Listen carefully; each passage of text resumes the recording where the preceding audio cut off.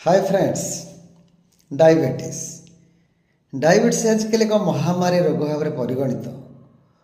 समस्त घरे घरे विचलित जो कौन करूँ डायबिटीज होगा द्वारा टैबलेट केते दिन खाया पड़ो, इन्सुलिन केते दिन आवा पड़ो। डॉक्टर बेले गोटे टैबलेट दिखती, बेले बेले दुईटा हुए, बेले तीन टा हुए, तापर इन्सुलिन पर्यंत जाए जे केते दिन पर्यंत आम नबू।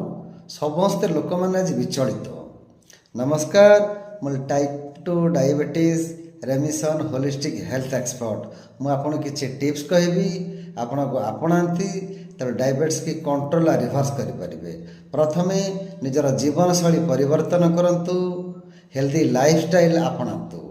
सकाळु जल्दी उठंतु, राति जल्दी शुंतु। सकाळु 4टा ରୁ 5ଟା मध्य उठंतु, राति 9टा ରୁ 10ଟା मध्य शुंतु।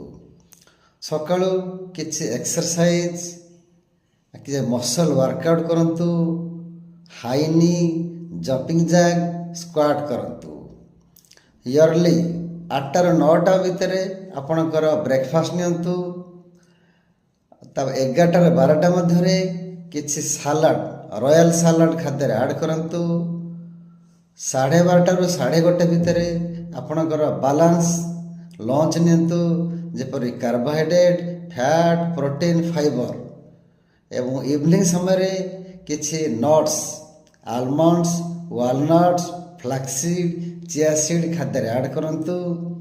आउ राति 7:30 ରୁ 8:30 मध्य आपणकर डिनर सारंतु।